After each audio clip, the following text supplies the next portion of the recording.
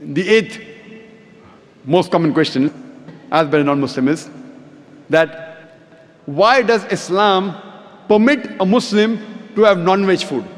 You know, killing animal is a ruthless act. So why does Islam permit?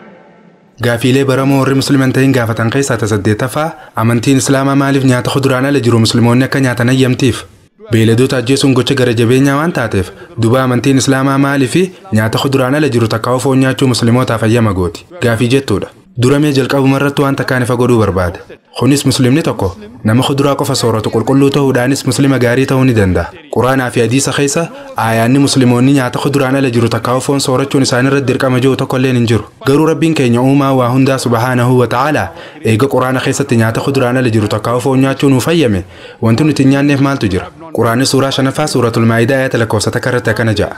Yaa ayyuhalladhiina aamanuu yaa warra rabbii dhugoomsitan ahadii takkaa'u beellama namaaf seentan guutaa horii afaan hin beekne harabbiin nyaachuu isiniif ayyame nyaadhaa nyaachuun haraam ta'uun isaanii isiniif himame malee jee beeyladoota rabbiin foon isaanii nyaachuu isiniif ayyame nyaachuu dandeesse nyaachuun dhoorkaadha jee isinitti hime ammoo nyaatinaa jee.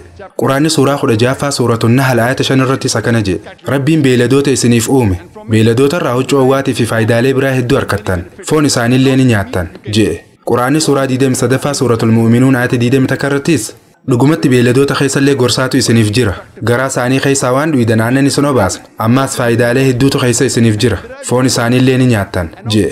Kanaafuu rabbiin quraana keessatti beeyladoota nyaachuun halaal godhame akka nyaannu nuuf ayyamee jira. Dubee eegasuu nuti musliimoonni maaliif hin nyaanne ree? Maaltu nyaachuu nu dhorka? Nyaata kuduraan ala jiru takkaa'u foon soorachuun bu'aa akkam akka qabu? Karaa saayinsaawaanis ta'e karaa loojikaatiinis sababaa isaanii xiinxallee halaal lume. Arraan tana saayinsiin akka jettutti nyaata kuduraan ala jiru keessa waan qaama ilma namaatiif toluutu jira. Pirootiinaanis badhaadhaadha. Qaamni keenya amino asid barbaada. Amino asidiin qaama ilma namaa keessatti uumamuu hin dandeenye 8tu jira. 8 kun ammoo nyaata alarraa argannu takkaa'u wantoota biraa soorachuudhaan argama. Kunis essential amino acid takkaa'u amino asidii akkaan barbaachisaa jedhamuudhaan beekama. Essential amino acid 8 kana cufaa'u nyaata foonii qofa keessaa argachuu dandeenya. Waan kana ta'eef jecha foon pirootiina guutuu jedhamee yaamama. Nyaanni kuduraalee tokkolleen essential amino acid takkaa'u amino asidii akkaan barbaachisan 8 kana cufaa'uuf keessaa qabu tokkolleen hin jiru. Dabalataan foon niyaasiniin badhaadhaadha. Vitamin B fi nyaata qaama ilma namaatiif toluunis badhaadhee jira. Soorata waan hundi walitti qabatee jiruun badhaadhee jira jechuudha. Garuu namoonni musliman ta'in hedduun isaanii keessaafuu warri hinduu musliimoonni maaliif nyaata kuduraan alaa takkaa'u foon sooratan jedhanii gaafatan. Indiyaanonni biyya Indiyaa keessa malees biyyoota addunyaa biraa hunda keessaa ni jiran. Baay'ina uummata addunyaa keessaa parsantiin 20 isaanii. Yoo addunyaa tanarra bikkuma feetan dheeytan USA, Canada, UK, Dubai si wadheeytan jara kana numa argitan. Tanaaf gaafiin tunis addunyaa guutuu keessatti gaafii beekamtuu taate jechuudha. Waa'ee foon nyaachuu dhabuu kanarratti waaniin isaaniin jiru akkaataa ilkeen herbiivoras takkaa'u beeyladoota marga sooratanii itti wal qixxeeffamte yoo xiinxaltan ilkee loonii, re'ee, hoolaa, beeyladoota citaa yookiin marga qofa sooratan kana akkaataa ilkeen isaanii itti wal qixxeeffamte yoo xiinxaltan ilkee baxxifamtee kaayamte qaban jechuun ilkee marga qofa nyaachuuf mijjooytu qaban. Bineensota kaarnivoras takkaa'u bineensota foon qofa sooratan yoo ilaallees bineensota akka leencaa, qeerransaa, warbaa takkaa'u hamaqeexaa akkaataa ilkaan isaanii itti kaayaman xiinxallee yoo ilaallees isaan kun hundinuu ilkee qara qabdu ilkee qarriinfoo qaban. Garuu yoo ilkaan ilma namaa xiinxaltanii ilaaltan daawitiidhaan yoo ilaaltan nuti ilkee baxxifamtee kaayamteef ilkee qara qabdus ni qabna.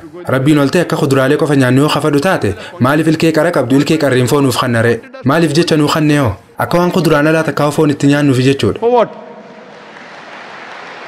To have non-veg. Dabalataanis sirna daakhinsa beeyladoota marga qofa sooratanii kanneen akka loonii, re'ee fi hoolaa yoo xiinxallee ilaalle garaachi isaanii kuduraalee qofa daakuu danda'a. Yoo foon nyaatan daakuu hin danda'u. Sirna daakhinsa bineensota foon qofa sooratanii kanneen akka qeerransaa, leencaa fi warbaa yoo xiinxallee ilaallees garaachi isaanii foon qofa daakuu danda'a. Kuduraalee daakuu hin danda'u. Garuu sirni daakhinsa ilma namaa soorata kuduraaleetii fi kuduraan ala jiru takkaa'u foonis daakuu danda'a. Duba rabbiin olaane yoo kuduraalee qofa akka nyaannu barbaadu taate maaliif garaacha yookiin sirna daakhinsa soorataa hawaan kuduraan ala jiru takkaa'u foonillee daakuu danda'u nuuf kannere? Garuu nuti uumamumaan qabna. Nuti marrimaan qallaa fi marrimaan furda qabna. Sababninis akka kuduraalee fi foonis soorachuu dandeenyuuf. Nuti herbiivarasii miti yookiin kaarnivarasii miti. Takkaa'u nuti warra baala qofa nyaatuu miti yookiin warra foon qofa nyaatuu miti. Nuti omniivaras jaamna. Takkaa'u warra waa hallee nyaatu jaamna. Hordoftoonni amantii hinduu irra hedduun isaanii ilaalcha dogongoraa qaban. Hinduizimiin nyaata kuduraan ala jiru takkaa'u foon nyaachuu waan dhoorkitetti fakkaata. Waan amantiin isaanii foon nyaachuu isaan dhoorkitetti fakkaata. Yoo kitaaban amantii hinduu dubbistanii ilaaltan kitaaban hedduu keessatti bakka hedduutti hayyoonni isaaniitii fi qaaluleen isaanii foon akka nyaachaa turan hubachuu ni dandeessan. Kitaaba Manuspiritii boqonnaa 5 yoo dubbistan akkana ja'a. Namni waa nyaatu foon wantoota nyaatamuu qabu yoo nyaate sawwaan gaariidha. Yoo guyyarraa guyyatti illee ka nyaatu taate. Sababninis wantoonni gariin akka nyaatamanii fi gariin ammoo akka nyaatuuf gooftaan isaan uume ja'a. Ammas manusmiriitii boqonnaa 5:31 yoo dubbistanis akkana ja'a. Waan wareegame takka foon nyaachuun cubbuu miti. Kun akkuma beekamuttuu seera gooftaati ja'a. Akkasuma ammas manusmiriitii boqonnaa 5:39 fi 40 irrattis beeyladoota wareegaman kana gooftaatu uume. Kanaafuu beeyladoota wareegaaf jecha yoo gorra'an kun beeyladoota ajjeesuudhaan ja'amu ja'a. Dabalataan kitaaba Mahabharata Anushaasan Parv boqonnaa 88 yoo dubbistanis waa'ee Paandavaas waa'ee obboleeyyan shananii irraa wayita dubbatu akkana ja'a. Obboleessi hangafaa Yudhishtiraan akkana jedhee Bhishmaa waa gaafate. Osoo ayyaana du'a akaakayyuulee isaanii kabajaa jiranii takkaa'u puujaa yeegnaa godhaa jiranii Yudhishtiraan ayyaana puujaa yeegnaa takkaa'u kabaja ayyaana du'aa kanarratti akka abaabayyuulee fi akaakayyuuleen teenya nurraa gammadaniif nyaata akkam dhiyeessuu qabnaaf jedhee Bhishmaa gaafate. Bhishmaanis oguu deebisuuf akkana jedhe. Akka wareegaatti guyyaa kabaja ayyaana du'aa kana habaqaala baala qabu takkaa'u meera kuduraalee fi muduraalee yoo dhiyeessiteef akaakayyuuleen teenya ji'a takkaaf itti gammadan. Yoo qurxummii takkaa kalluuna kanniteef ji'a lamaaf gammadan, yoo foon kanniteef ji'a sadiif, yoo hilleensa kanniteef ji'a afuriif, yoo foon re'ee kanniteef ji'a shaniif, yoo cormi takkaa'u foon booyyee kanniteef ji'a jahaaf, yoo shimbirroo takkaa'u allaattii kanniteef ji'a torbaaf, yoo gadamsa takkaa'u bosonuu kanniteef ji'a saddeetiif, meenuun takkaa'u qajeelfamni maqaa nyaataa qabu haaluma kanaan itti fufee, yoo gafarsa kannite ji'a 10 takkaaf, yoo sa'a kannite akaakayyuuleen teenya waggaa tokko guutuuf itti gammadan. Kun biif takkaa'u foon looniiti. Yoo foon warseessaa yookiin foon re'ee diimaa yoo kanniteef ammoo akaakayyuuleen teenya gammachuu cinna hin qabne gammadan jeen. Meenuu guddicha kana takkaa'u qajeelfama maqaa nyaataa qabu dila kana yaadiga. Kuduraalee fi muduraa, qurxummii, foon, hilleensa, re'ee wanti hundinuu meenuu nyaataa kana gubbaa jira jechuudha. Kanaafuu kitaabban amantii hinduu yoo dubbistan nyaanni kuduraan ala jiru takkaa'u foon nyaachuun hayyamamaa akka ta'e ni argitan. Garuu foon nyaachuu diduun kun gulanuma takkaa'u yeroo xiqqoo booda eegalamte. Yeroo warri hinduun tahin warra amantii hinduu qaban irratti dhiibbaa fiduudhaan filosofii isaanii fudhachiisanii akka isaan amantii isaanii gara veejitiraanizimiitti jijjiiran isaan godhan. Jechuun akka isaan warra kuduraa qofa nyaatutti jijjiiraman isaan godhan. Warri hinduu cuftinuu warra kuduraa qofa nyaatu miti takkaa'u warra foon lagatuu miti. Yeroo hedduu jara kana maaliif warra kuduraa qofa nyaatu taatan jeetiin gaafadha. Isaanis beeyladoota ajjeesuun diliidha takkaa'u cubbuudha jaanii naa deebisan. Wantoota lubbuu qaban ajjeesuun cubbuudhaa mii jaan. Anis hayyee waliif gallaan jaan. Isaanis beeyladoota ajjeesuun cubbuudha jaanii nu deebisan. Arraan tan akka saayinsiin jettutti biqiltoonni lubbu qabeeyyiidha. Gaafa duraa biqiltoonnii fi kuduraaleen akka lubbu qabeeyyii ta'an namni beeku hin jiru. Amma garuu dubbiin jijjiiramtee jirti. Isaanis akkana jaan lakki biqiltoonni akka lubbuu qabu ni beekna. Garuu biqiltootatti miirri dhukkubbii itti dhagayamu hin jiru. Kanaafuu beeyladoota ajjeesuutu biqiltoota ajjeesuu irra cubbuu guddoodha jaan. Yeroo ammaan tanaa saayinsiin daran guddattee dura deemtee waan jirtuuf biqiltoonnis miira dhukkubbii akka qaban takkaa'u akka dhukkubsatan irra gahamee jira. Nuti boo'icha biqiltootaa dhaga'uu baannus biqiltoonni ni ilaalatan takkaa'u dhukkubbiin itti dhagayamti. Akkaataan dagaage addaa ka dhukkubbii isaanii nu garsiisu jiraachuu baatullee dhukkubbiin itti dhagayamti jechuudha. Qorannoo takkaatu Ameerikaa keessa godhamee ture. Akka qorannoo tanaatti qotee bulaan tokko maashina sagalee boo'icha biqiltootaa akka gurii namaa dhaga'uu danda'u godhu tolchuu danda'ee jira. Sababninis ilmi namaa sakandii takka keessatti marsaa sagalee 20 irraa hanga 20 jidduu jiru qofa dhaga'uu danda'a. Jechuun harzii 20 irraa hanga harzii 20 jiru qofa dhagaya. Waan sanii gadiitii fi sanii ol jiru ilmi namaa dhaga'uu hin danda'u. Amma yoon akkana godhe yoon suutaa akkana godhe harzii 20 ga'u waan ta'eef dhaga'uu hin danda'u. Yoon saffisaan akkana godhe garuu harzii 20 ol waan ta'eef ni hin dhagaya. Sababninis ilmi namaa sakandii takka keessatti marsaa sagalee 20 irraa hanga 20 jidduu jiru qofa dhaga'uu danda'a. Jechuun waan harzii 20 irraa hanga harzii 20 jidduu jiru qofa dhagaya. Ni beeytanii sareen marsaa sagalee hanga 40 sakandii takka keessa dhaga'uu dandeessi.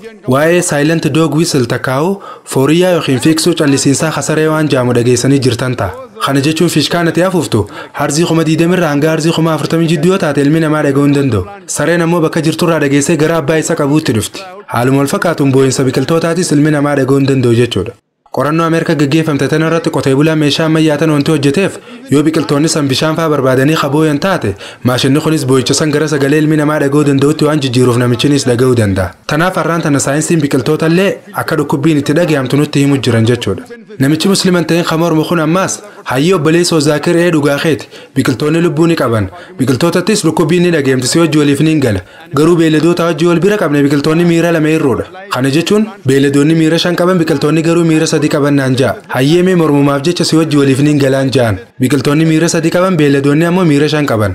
Achii nama gaafii isa gaafadhe. Fakkeenyaaf osoo obboleessa tokko qabaatte inninis nama dhalootumaanuu dhagalaa gurraan hin dhageenyee fi duudaa arrabaan dubbachuu hin dandeenye yoo ta'e akkasuma yoo namni tokko dhufee isaa ajjeesee atis dubbii tanaaf mana murtiitti dhiyaatte abbaa seeraatiin gooftaa kiyya obboleessa kiyya qaama miiraa irruu lama waan qabuuf namicha isaa ajjeessa kana adabbii isaa irraa xiqqeessi jettee dubbatta.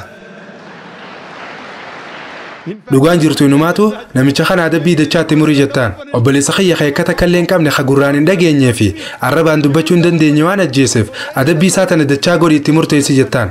Tanaafuu duuba mee loojikni hanqina miiraatiif jecha adabbii namarraa hir'isiisu eessa jira?